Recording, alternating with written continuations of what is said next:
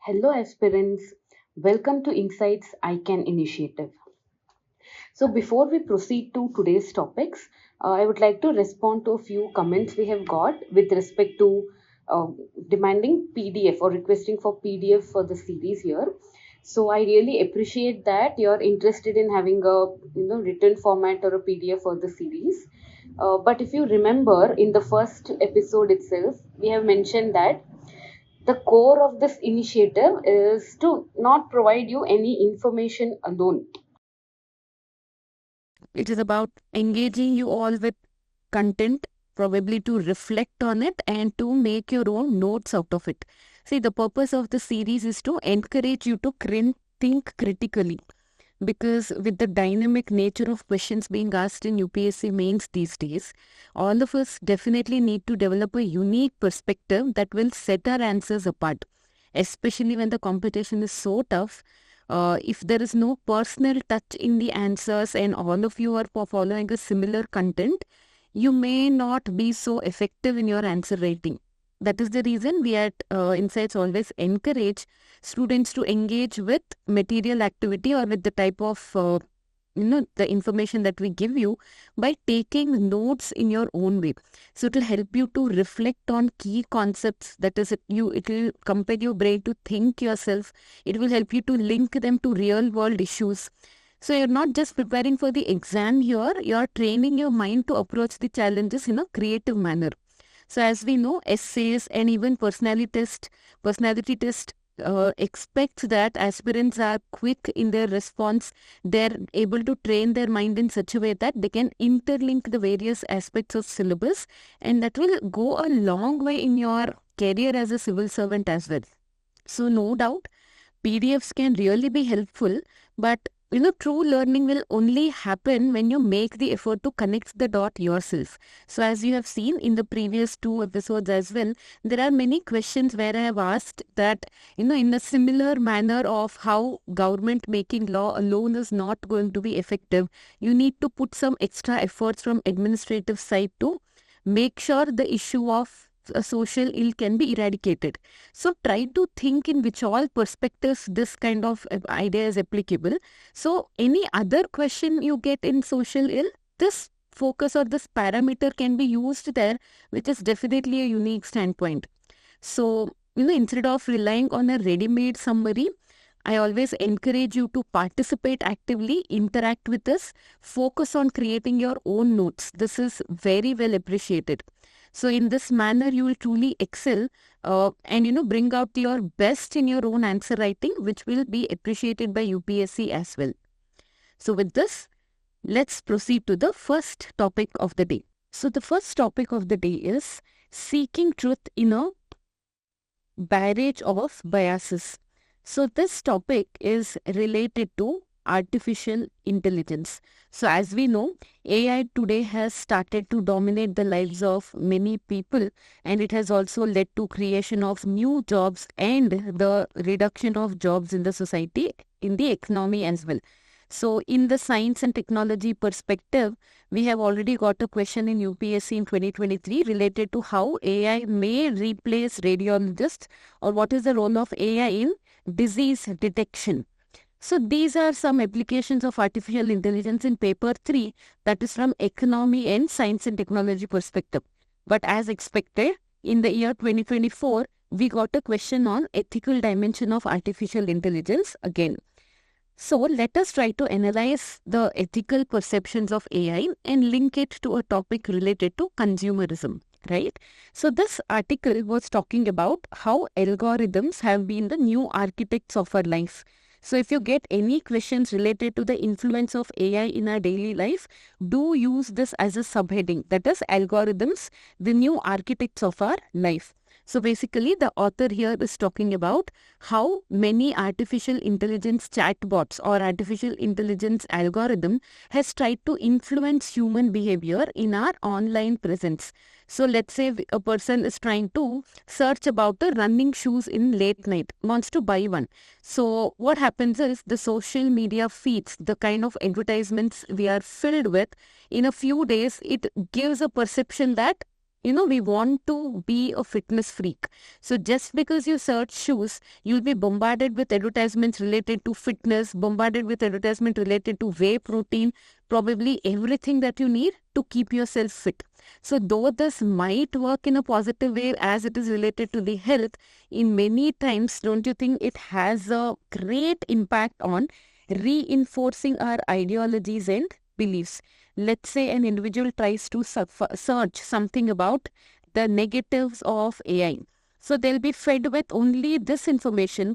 It makes a person so biased in their belief that AI is very bad for society or for economy. We get into this perception. So basically, AI of late has led to deepening our ideologies and beliefs in addition to biases. So this was the second point pointed out by the author. The third important topic discussed was it shapes our perception. It tries to create an identity in such a way that we will try to identify ourselves with this information, whether it is true or not. We might not give proper thought to it. So continuing the topic, AI also has a major role in spreading misinformation because a particular AI tool particular information, if we are keeping on browsing in the internet, whether the information we are receiving is true or fake, AI doesn't work on this mode. It just focuses on feeding you with the information and giving you the content that your mind actually is interested in reading. So it has a major role in spreading misinformation. At times we can also call fear mongering, right? So next important issue here is impede intellectual growth. That is, as we are using AI tools to simplify our activity, we have tend to over rely on AI in such an extent that human creativity is taking a toll. Let's say you have to write a leave letter. For example, a child has to write a leave letter in the school. Instead of thinking of how to write, how to address the issue, what to add to the subject, how to go to the body of the answers or the letter, for example, all of this is now easily generated by an AI tool, thus culling the creativity of the people and the intellectual or think tank growth of the citizenry. The next negative impact of AI would be it would propel impulsive consumerism. Just as I told you in the case of the shoes that we're talking about, impulsive buying is at times, whatever you are trying to search on the internet, as we told, you will be bombarded with huge amount of data or products related to this idea.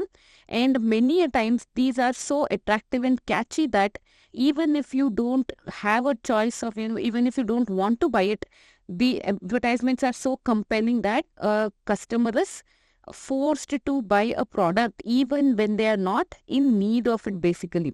So this would definitely lead to resource exhaustion as a concept in ecology and environment, where a person tends to buy products even when they don't want it, just because it is appealing or probably it is on a discount. The next important problem here is it fosters prejudices that lead to hatred and bigotry. So as we know, these algorithms or this code, or let's say the machine language that trains AI tools, are developed by none other than human beings. These codes carry the biases and the ideas of the discrimination that the creator will carry. So this AI tool would be as biased as the creator, and we cannot definitely expect neutral information or neutral decision making through a AI tool. So as we have seen, there is a case where AI tools were used in US judiciary to distinguish or to help the judges decide whether a particular in a particular trial case, whether bail has to be given or not given. So this suggestion is given to a judge based on an AI processed information. So this AI is told in many research that is giving false negatives. That is, it is telling don't give bail if it is a person who is from the non-American race, or we can tell a black American, and is giving false positives if it is a white American. So if already we see, this is an example of how AI tools designed by the humans carry forward the inherent bias that the humans have in themselves. So in a world that we are ruled with this kind of information, how do you think that we are going to have a solution out of it? So before we go to that, we'll see quick terms that were popular during the COVID pandemic of usage of digital space and AI. So WHO has defined the term called infodemic. So infodemic is it is too much information, including false or misleading information in digital physical environments during a disease outbreak. So as with respect to COVID-19 that's there in our immediate memory, we know how many people went into fear mongering, telling that people belonging to a particular religion are spreading this particular disease, and COVID is a direct result of a virus that was created in lab of China, and don't consume this food stuff, it may lead to COVID. So all these were some kind of misinformation that spread during COVID pandemic, which was definitely not needed at a time when government was busy tackling the pandemic in itself. So this is one of the negative impact of AI and digital space, we can tell. So why is this trend a danger? So post-truth world, we had discussed in our previous session what is post-truth, when the world is regulated more by emotions and not by facts. So creating fake facts using emotional quotient is something that has led the world into a chaotic situation. So the world is now dominated by AI, but not by human rational, which is definitely a dangerous trend. And we in the world are facing a problem related to information overload. That is, earlier there was an issue of dearth of information for everyone, but now we have information overload, putting us in a confusion as in what to consume, what not to consume. It is leading to a situation called information anxiety. That is, the confusion as in which content to follow, which information to consume, which not to consume, that is pushing individuals to information anxiety. So the next point is how to solve this problem. That is, we can solve the issue by reclaiming agency or taking control over our own minds. This is by government creating activities or awareness drive for active critical engagement of the public, or trying convincing people to use their mind rather than depending only on AI tools, seeking diverse perspective for a solution rather than depending only on AI. So in this, we can talk about how different ideas, or talking to different subject experts, talking to common people about the issue will help us have a diverse perspective on the topic, making or helping us in taking decision in a better manner.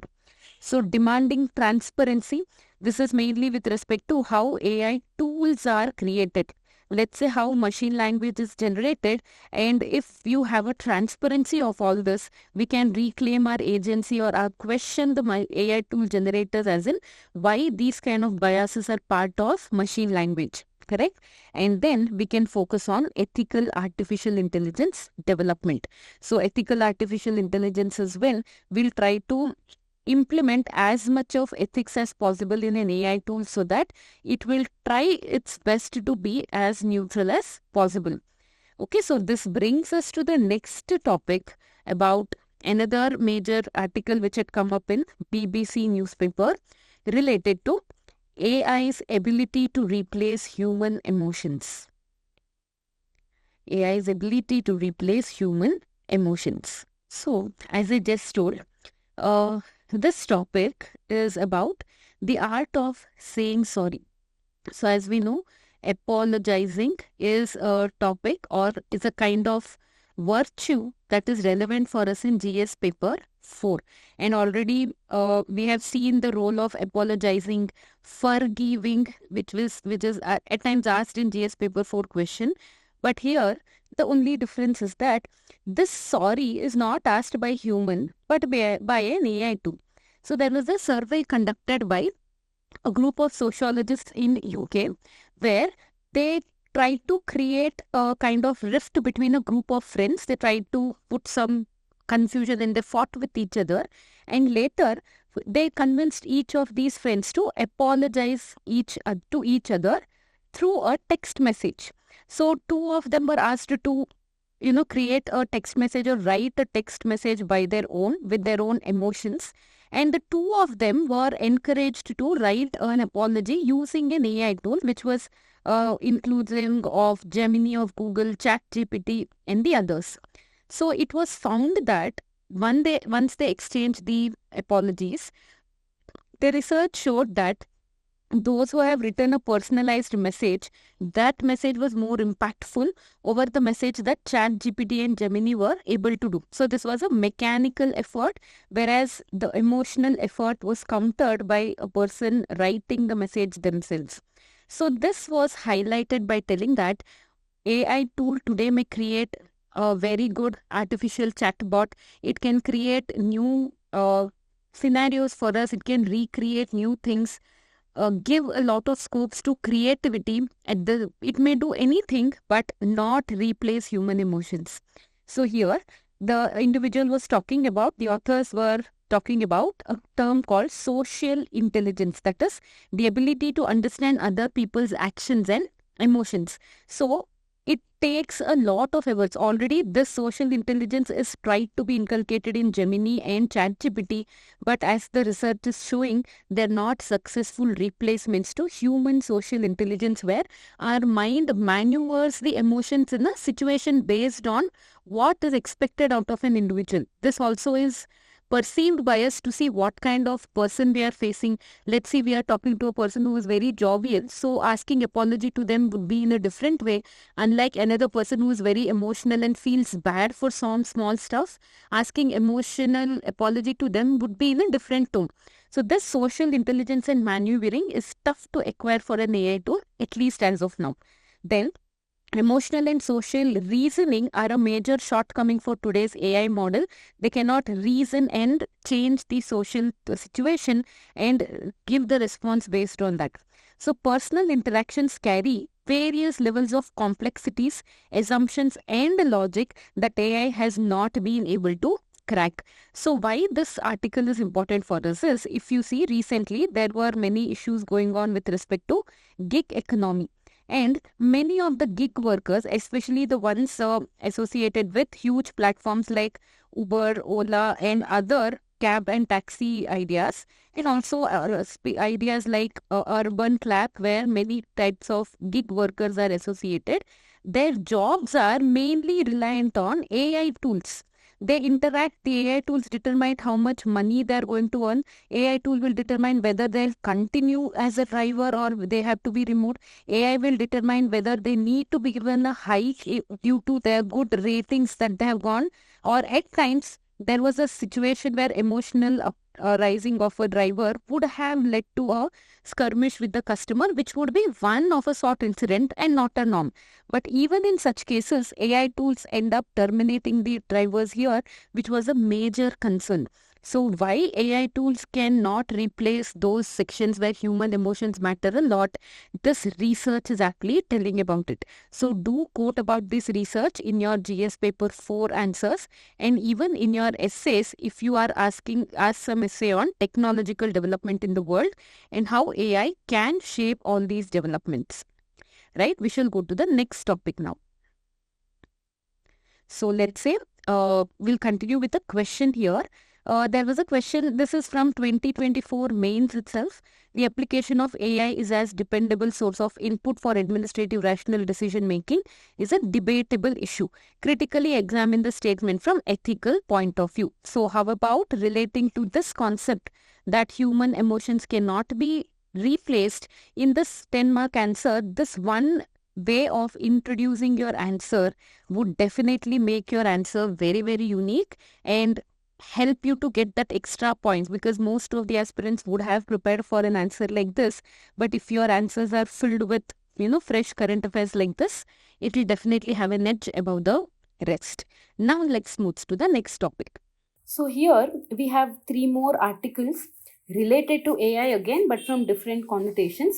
We'll quickly look what they are. You can just note it down as AI and ethical concerns, or AI and impact on upbringing or human psychology. Okay, so the first one was from Indian Express. An interview with dead Polish luminary exposes the pitfalls of AI. So it is nothing but there was a individual in western country where he tried to recreate an interview, and after the interview was released, he told that the person is dead long back, and the voice that is given is nothing but it is a AI generated voice. So this shows that fake news or ideas which are not genuine and authentic, to recreate them in the world of AI is not at all a big deal. So it exposes a lot of pitfalls of AI, or the ethical concerns of trust that it is rising. The next one here is students turn to AI for completing assignments, say experts. So, in the second topic, we see that most of the students who are well versed with how to use these AI tools, they are completing their projects and assignments with the help of chat gpt and other AI tools. So this is, as we have discussed in the previous article, puts an impact on their cognitive capacity and their critical thinking, analyzing, comparing. This is the age when they actually learn to do all of them, and when they are taking recourse to a shortcut like an AI tool, it is not helping in the cognitive development of the children, having a long term impact in the way they deal with their life, and also the way they look to solving many problems that they face in the future. So this was a viewpoint some experts had mentioned very recently. And the next one is not from this week, but a few weeks older, but very relevant to the topic of AI. So, teen dies by suicide after forming attachment with character AI chatbot. Mother holds company responsible. So, here, just to make a friend and a companion in an AI bot, a teen constantly tries to chat with an AI bot, gets so emotionally connected with the AI bot that he believes that if he dies, he can become one with the AI chatbot. So, with this idea, a teenager has committed suicide. So, this is another dangerous perspective, or how AI is being misused, or how people are not able to know what is the exact usage, or how AI actually needs to be put to one's upliftment, not for some emotional bonding in this manner. So, remember the three more examples. So, we have today discussed two major articles related to AI from the newspapers, and three examples as well from this week itself. So, next one will be a topic related to a slow walk to freedom. So, basically, a slow walk to freedom is somehow related to the topic we discussed in the previous segment, where we spoke about making a law is not enough. We need efforts to eradicate many social ills which are deep entrenched in our society. So this topic is in news. It's about Bonded Labor Prohibition Act of 1975. Recently, why it was in news? Because Karnataka government in a survey identified that there are many districts, especially Bangalore and the other areas, which are urbanized yet are facing issues of bonded labor, and they have appointed bonded labor prohibition officers to go and check in the ground level, try to create awareness, identify bonded laborers, help in rehabilitation of them, development of skills in them, and give them a backup employment option. So for this scenario, bonded labor prohibition officers are being appointed. So in this context, we had got the article in Deccan Herald which talk about a slow walk to freedom. So, who fall prey to bonded labor? I think, as you have already studied polity, you already know that bonded labor and slave trade, all these things are prohibited in the constitution. It is a fundamental right. But who is falling victim to all this bonded labor as an idea? So, it is impoverished rural workers trapped by loans, that is, the workers having less financial access get trapped by local money lenders whose unclear exploitative terms of conditions, terms of loans where interest rate is very high, the duration of repayment of loan is very much less. There is a threat that if they don't repay the loan, they have to come and work in the fields or any other factory of this money lender for a long perpetual time, which duration is not defined by the money lender. So this has kept them in perpetually in debt. So this is the reason, or these are the people who are getting into the trap of bonded labor. So again, according to the article, they have termed this idea as a hidden chain. Reason: bonded labor is, we know, is eradicated in the form of law. We have prohibited it and banned it, but it is existing in a forms that is very difficult to identify. So why this is very challenging is because of the hidden nature, or we can tell that different ways in which bonded labor is existing in urban areas also. So why the situation is there. It is very challenging to tackle bonded label because enforcing laws and bringing perpetrators to book has been quite challenging due to the hidden nature. And then this is not just a political issue, it is a socio-economic issue that requires systemic change. Many of the time caste and class sentiments are also associated, which result into bonded labor. The victims borrow money with no apparent recourse. They do, though they have an idea that this is going to turn bad, even though they know that it may take into a lifetime of servitude. As they don't have an option of better loan, they are getting forced into this. And there is lack of financial literacy, that is, people don't know how much interest rate is to be charged, what is reasonable. So these are not aware to the people, because of which they fall into the trap of bonded labor. So the author also goes to write about what could be the way ahead for eradicating bonded labor. So just as we have seen, laws won't be sufficient enough. We need to make concrete effort at the ground level to create attitudinal change among the public. So for that purpose, we need financial literacy program. So as we know, PMG Disha is one of such in the right directions. Access to affordable alternative sources of credit in the form of cooperative societies, self-help groups, public sector banks, small finance bank, banking correspondence. This would give them a easy and cheaper sources of credit. Better economic opportunity rather than tying oneself to the money lender to work in his organization. If they get more employment under Manrega scheme or any other agricultural valid activity, this would avoid them to going into the trap of debt. So strengthening social security schemes, like, as we know, there are many schemes like public distribution system is there. We have some amount of pensions given to unemployed population. There is a lot of pension given to widows. So these are some social security schemes that would make people to stay out of the bonded labor story. So addressing the underlying drivers of exploitation, this would include socio-economic vulnerabilities, legal ignorance, that is vulnerabilities with respect to caste structure, we can say, legal ignorance, that lack of knowledge that bonded labor is banned and we have a right not to be exploited in this manner, that knowledge is not there. Plus entrenched power structure that enables abuse. So this power structure mainly arises due to land relationships and ownership of resources, which needs to be rectified to make sure the law is successfully implemented and the people do get the right to be free from bonded labor. So, amidst all the negative news that AI is bad, we still have bonded labor. AI is trying to infuse consumerism and human intellect is a threat. We finally have a very positive and a happy news here where Mr. Gopal Kumar Kushwaha, can see the individual speak here, Mr. Gopal Kumar Kushwaha, who has popularized the concept of this Champaran meat biryani. He is well known in the state of Bihar for the cuisine called Champaran meat biryani. And as you know, Indians and general public likes biryani as a kind of obsession for many. And he has been a household name in Bihar and has started a chain of restaurants popularizing this particular recipe.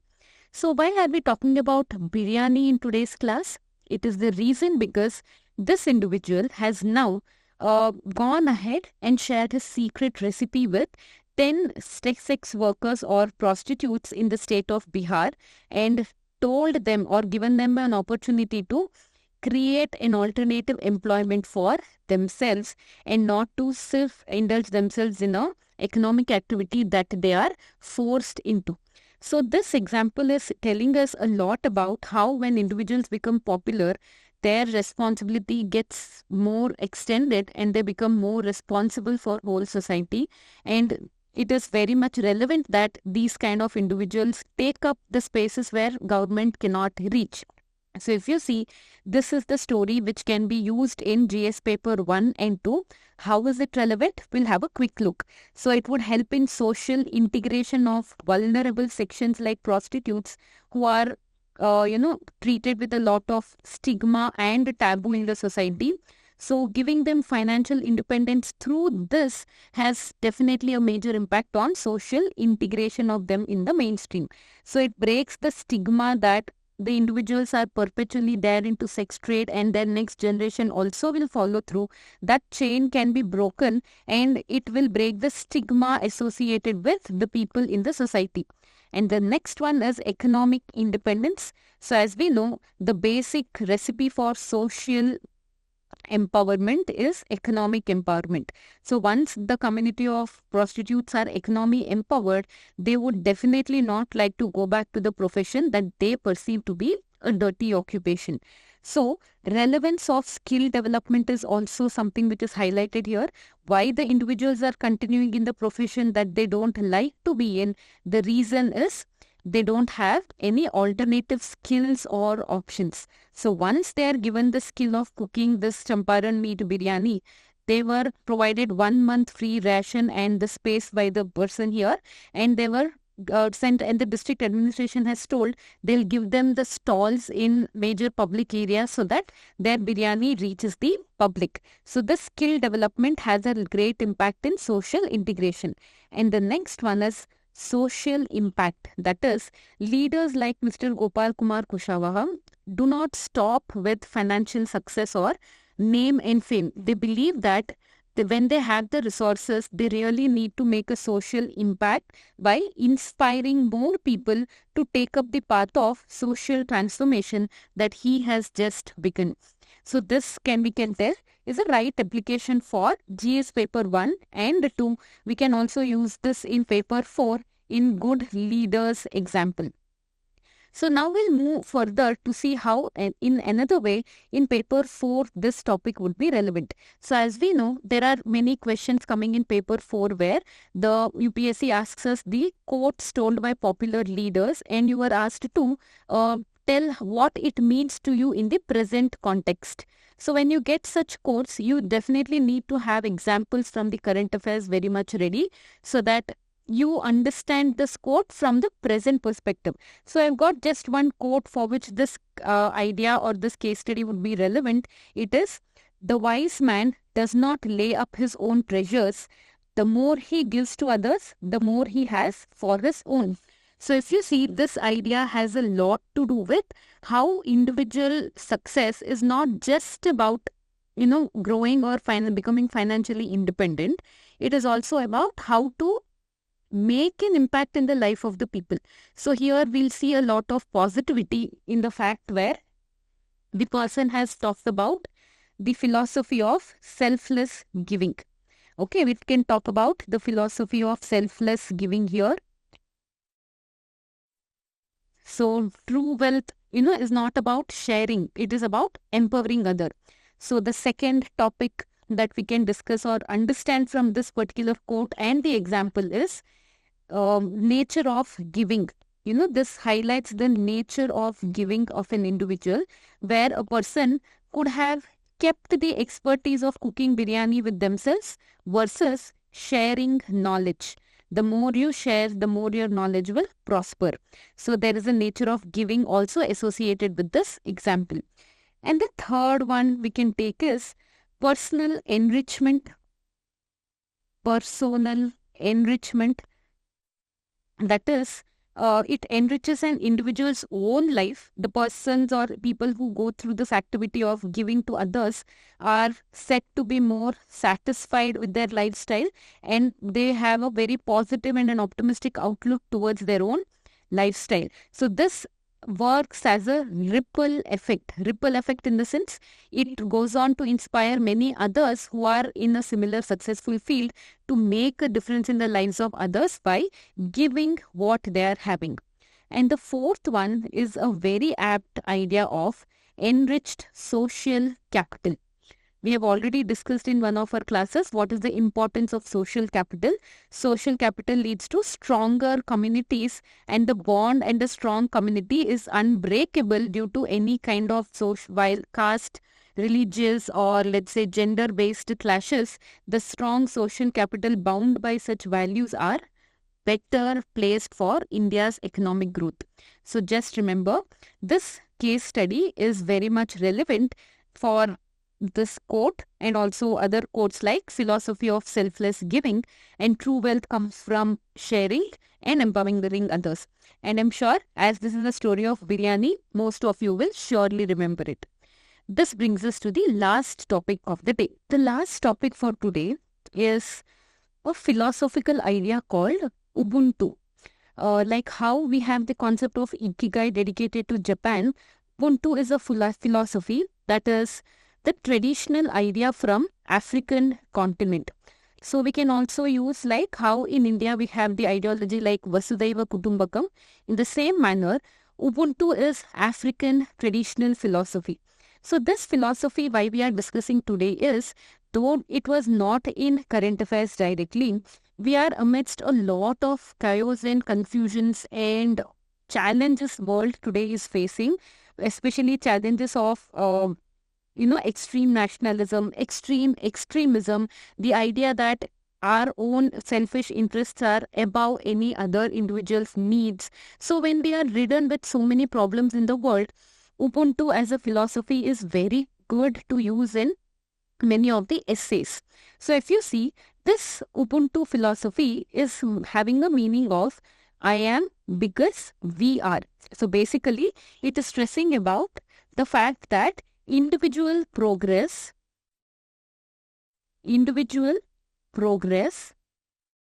and societal welfare are inseparable.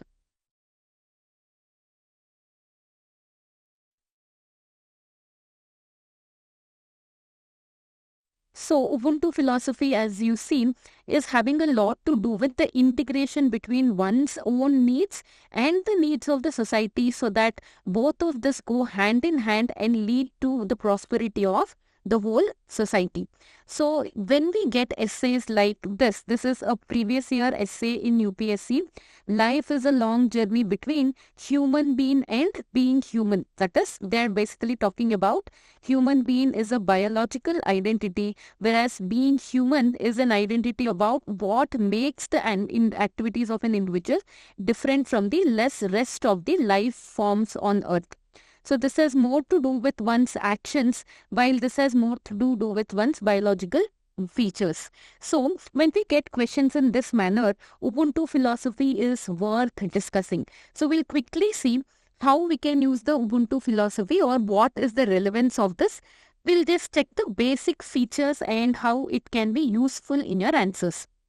So let's say the first one would be, it is changing one's perceptions from individualism to interdependence.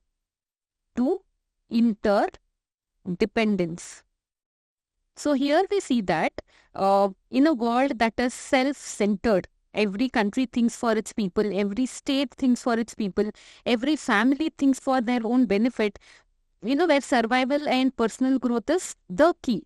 So in this whole process, being human means that we are also recognizing the value of collective well-being. So this is what we tell can distinguish a human from being human from a human being. So it also enriches one's life with contributing to others. So this is individual to interdependence. The second point here would be related to empathy. In Ubuntu philosophy is focusing on empathy as well, because the idea here is about acts of kindness, donating charity, or let's say uplifting marginal groups. So basically Ubuntu identify itself with the idea of kindness. So it signifies a deeper connection with humanity as a ideology and talks about ethical state of coexistence. Fine. So the third point we can learn from Ubuntu philosophy is, how is it relevant in the modern society? So Ubuntu is about a tribal identity where every individual needed to have that independent idea. But in the modern world, there is a lot of polarization that we are seeing. People are having differences on multiple grounds. There is a lot of social inequality. There is a lot of economic inequality. So the journey to being human, it requires embracing the idea that our well-being is tied to the collective welfare of the society. So if you see, there is an idea called Langar that is popular in the Punjab state of India, where people try to contribute in community kitchens. At the same time, if you see climate activists, they have an idea that if everyone protects environment, everybody will take the benefits of a safe environment, right? So that is how in modern society, Ubuntu as a concept has a lot of relevance. So we'll also come to another important aspect, which is about personal growth and relationships. So in this context, this teaches us to be mindful of others' necessities as well. So don't you think this is directly related to sustainable development as well? So if we utilize resources in our house in a better manner, other individuals can share it, which also leads to a lot of, strengthening of human relationships, teaches the family to be selflessly contributing to each other's growth. So families and friendships grow stronger when rooted in Ubuntu principles like mutual respect and support. So as we have seen the 4 points, we'll go to the 5th point here. So we can talk about Ubuntu inspiring leadership. So great leaders transition from seeking power to themselves empowering others. So you have seen the best example for this again comes from South Africa in the form of Nelson Mandela. So he has always believed in the concept of Ubuntu and he has prioritized reconciliation and collective healing over personal vendettas. So when South Africa was facing with the idea of coming out of the colonial hangover, this idea of Ubuntu helped the South Africans to come a long way to have a united coexistence with each other. So we can conclude, or if we are using Ubuntu as a concept in itself, we can conclude by telling that in this essay, when we are talking about human being to being human, from being isolated individuals to, becoming a part of a shared human fabric, life challenges us to embrace values of togetherness, compassion, and selflessness. So you can end by a statement like, to truly be human is to see yourself in others, to give without expecting, and also to build a world where we rise together. So there's a very popular quote also here. You can note it down. It is called, none of us is as strong as all of us. So basically, this is talking about unity in diversity, a quote aptly relevant for India's unique social fabric. So with this Ubuntu philosophy, we'll end today's discussions. Be an active participant in our videos so that it enriches your daily current affairs experience and also help you to think broadly and critically analyze the situations happening around us. So stay tuned with us. Thank you for the support.